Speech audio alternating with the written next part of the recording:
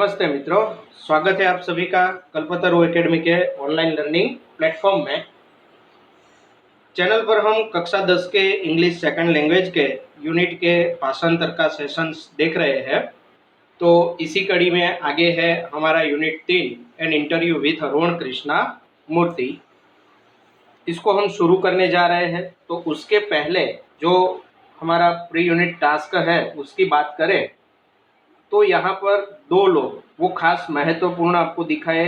एक है सिंधुताई, जिसका पूरा नाम है सिंधुमती सपकाले। ये क्या करती है तो इसको शादी हुई उसके बाद जब ये प्रेग्नेंट थी तो इसके पति ने इसको घर से निकाल दिया था।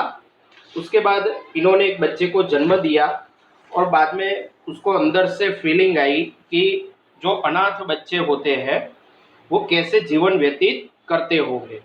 तो इन्होंने उन अनाथों को गोद लेकर के उनके जीवन यापन के लिए काम करना शुरू किया। दूसरे व्यक्ति है आबिद सुरती। ये व्यक्ति जो है ये क्या करते हैं तो देखा जाए तो ये व्यक्ति पहले तो एक कार्टूनिस्ट है, स्टोरी राइटर है, स्क्रीन प्ले राइटर है, बहुत कुछ है अपने आप में ही। लेकिन इसके अलावा इनका एक मुख्य कार्य है कि ये रविवार को मुंबई की गलियों में निकल पड़ते हैं और जहाँ भी नल से पानी टपकता हुआ गिरता है कुछ भी तो उसको ये रिपेयर करते हैं और एक एक बूंद पानी को ये बचाते हैं। और ऐसा ही हमारा तीसरा हीरो जो ये चैप्टर का मुख्य आधार है, अरुण कृष्णा मूर्ति, तो उसके बारे में हम ये पाठ में जानेंगे। यहाँ इंटरव्यू के रूप में है। उसके शुरुआत में जो अरुण कृष्णा मूर्ति का फाउंडेशन चल रहा है उसके बारे में एक जानकारी आपको दी है। तो हम वहाँ से शुरुआत करते हैं।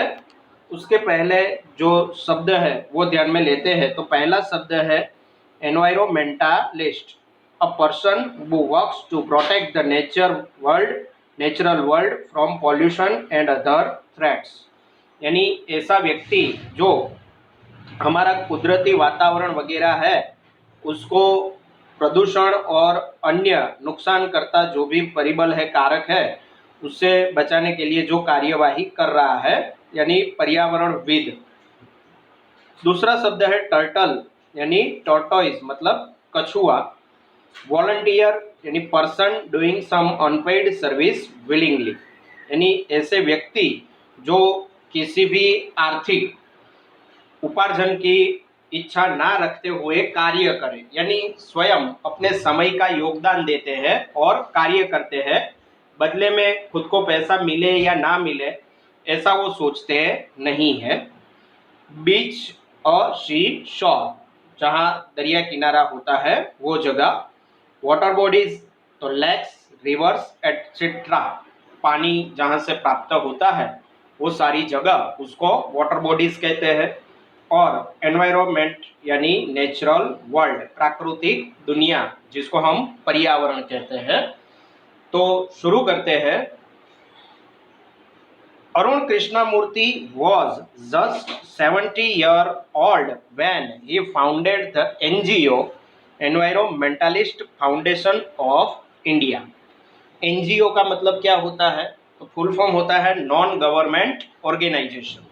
एनजीओ का मतलब क्या होता है, नॉन गवर्नमेंट ऑर्गेनाइजेशन, यानी जो सरकारी संस्था नहीं है फिर भी सरकार की तरह ये काम करती है। तो उसकी जो संस्था है उसका नाम क्या है, एनवायरमेंटलिस्ट फाउंडेशन ऑफ इंडिया। ये 17 साल की उम्र में इन्होंने इसकी स्थापना की थी। Beginning with the turtle walk, a move to save turtle eggs and young hatchling in Chennai. Today, Arun and his team of volunteers have cleaned beaches and various water bodies in Chennai, Hyderabad, Delhi, Coimbatore and Puducherry। इन्होंने शुरुआत कहाँ से की थी तो चेन्नई में turtle walk नाम की एक जो परिस्थिति थी उसका निर्माण किया था। यहाँ ये लोग करते क्या थे टर्टल वॉक में, तो जो कछुए वहाँ अंडे देने आते हैं उन कछुओं के अंडे तथा जो छोटे बच्चे उन अंडों से निकलकर जब समंदर की ओर जाते हैं तो रास्ते में भी उनके ऊपर जीवन को बचाने के लिए कई सारे खतरे मंडराते रहते हैं, तो उनसे लड़ना पड़ता है। जैसे कि जो समुद्री पक्षी होते हैं वो उसको खाने के लिए आते हैं। अंडे देने के बाद जो लोग हैं वो उस अंडों को अंदर से निकाल लेते हैं और अपनी खुराक में उसका इस्तेमाल करते हैं।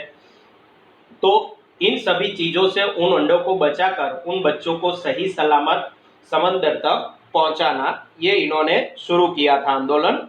और आज अरुण और उसके जो स्वयं सेवक हैं वो मिलकर के चेन्नई, हैदराबाद, दिल्ली, कोयम्बतूर, पुडुचेरी, यहाँ के जो दरिया किनारे हैं वो, और जो प्राणी संग्रहालय है, जूस यानी प्राणी संग्रहालय, तो इनकी ये सफाई करते हैं। तो the team clean lakes, beaches and zoos, plant trees, educate people through street plays and also makes environment friendly paper bags।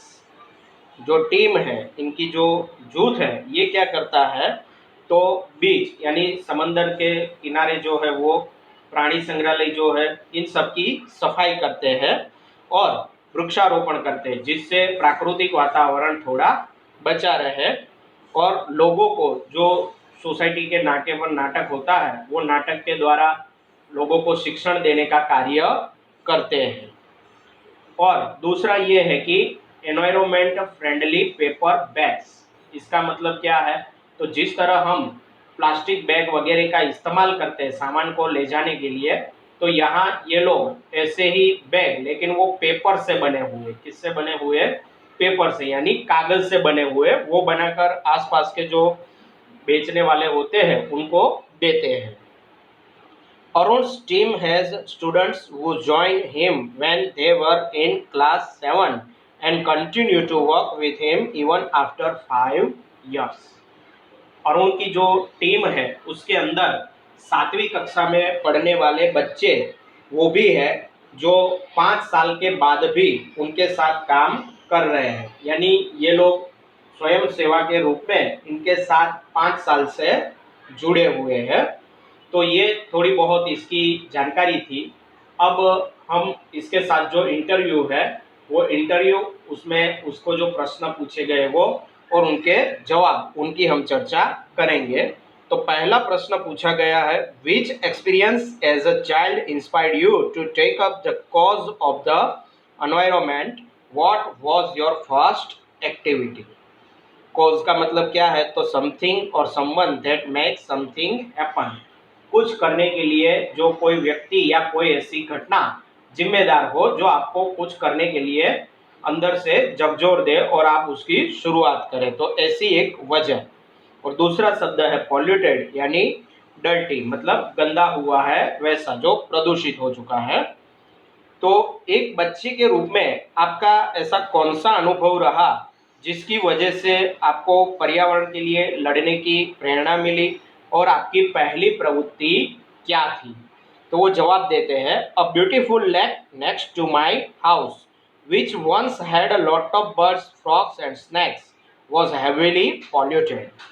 मेरे घर के बाजू में ही एक तालाब था, बहुत ही सुंदर तालाब था, जिसमें बहुत सारे पक्षी, सांप और मेढक वगैरह रहते थे, तो वो बहुत ही प्रदूषित हो गया था। It led to the spread of mosquitoes and turned a lovely place into an ugly neighborhood। इसकी वजह से यहाँ मच्छरों का जो मात्रा थी वो ज़्यादा हो गई, यानी मच्छरों का त्रास बढ़ गया और एक सुंदर जगह उसको गंदी कर दी गई, खराब कर दी गई। This hurt me badly and I wanted to do something about it। इसकी वजह से मुझे बहुत ही दुख हुआ और मुझे इसके बारे में कुछ करने का था। I got together with a couple of my friends and cleaned the pond next to my house। This was the first activity।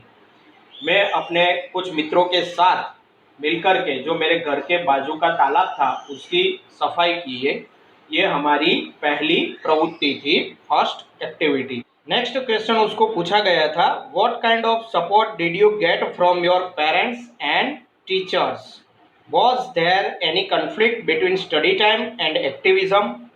यानी आपके माता पिता और शिक्षकों की तरफ से आपको कैसा सहकार प्राप्त हुआ क्या कभी आपकी पढ़ाई और आपकी प्रवृत्तियों के बीच में कोई विसंगति पैदा हुई है? यानी कभी आप पढ़ाई कर पाओ या प्रवृत्ति ना कर पाओ, अथवा प्रवृत्ति कर पाओ और पढ़ाई ना कर पाओ, ऐसा कोई समय आया है? तो वो जवाब देते हैं, आई हैव सपोर्टिव पेरेंट्स वो understood that my interest was the environment. मुझे हमेशा समर्थन करने वाले ही मेरे माता पिता मिले हैं, जो पर्यावरण के प्रति मेरी जो रस रुचि है उसको पहले से ही जानते थे। They have never stop me from doing what I want. उन्होंने कभी भी मैं जो चाहता हूँ वो करने से रोका नहीं है। On my part I also made sure that I did not fail my parents in any way. तो मैं अपनी तरफ से भी ये ध्यान रखता हूँ कि मैं भी अपने माता पिता की जो आशा और इच्छाएं हैं उनको पूरी करूँ, उनको कभी निराश ना करूँ। I always informed them about everything that I did and took their advice before jumping into actions.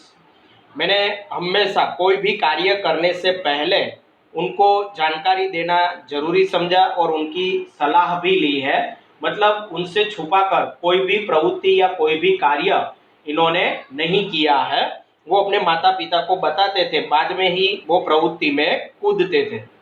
I have teachers who taught me how to go about things. मुझे ऐसे शिक्षक भी मिले हैं जो कार्य को कैसे पूरा करना है वो सिखाते थे।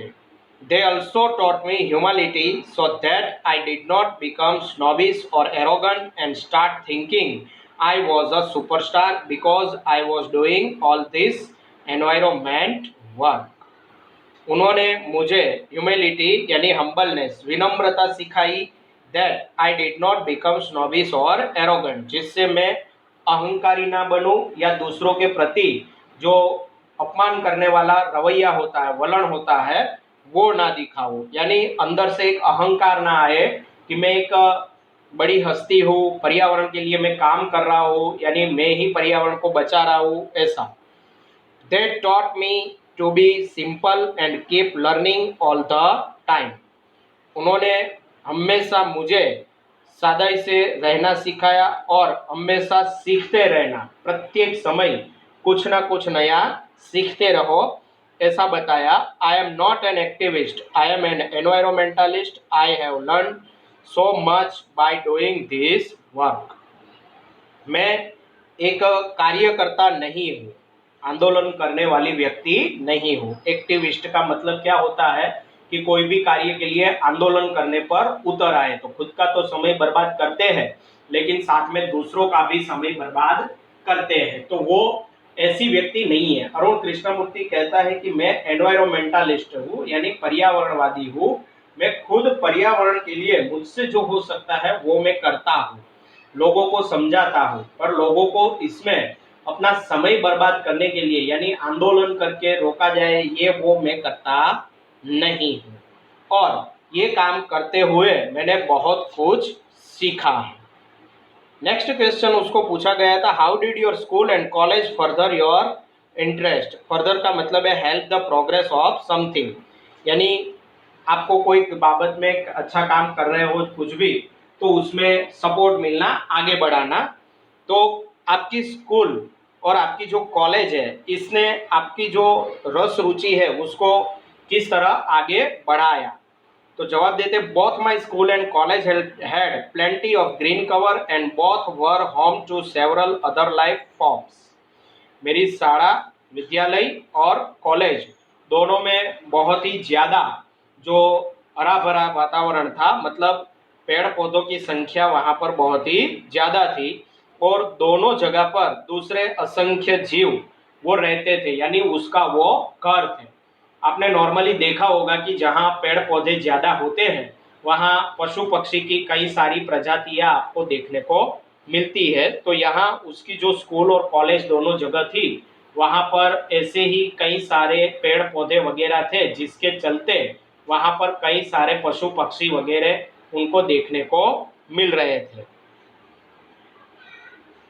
This made me understand their importance, how beautiful they are, and why we need to protect them. इससे मुझे पता चला कि इनका महत्व क्या है, वो कितने सुंदर है और हमें उसका रक्षण करने की जरूरत है. These animals are on their own, find their own food and are always active. ये जो प्राणी थे वो स्वतंत्र थे, अपना खुराक स्वयं प्राप्त कर लेते थे और हमेशा कार्यशील यानी घूमते फिरते रहते थे. किसी भी दिन वो आलस करते नहीं थे, यानी कि चलो आज कोई काम नहीं करना है, थक गए हैं, ऐसा कुछ भी नहीं.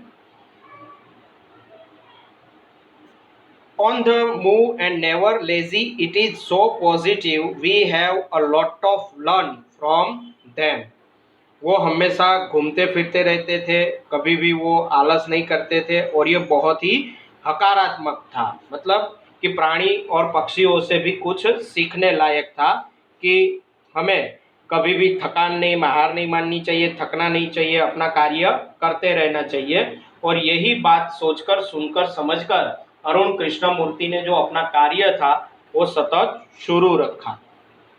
तो फ्रेंड्स, यहाँ हम ये टॉपिक को अभी विराम देते हैं.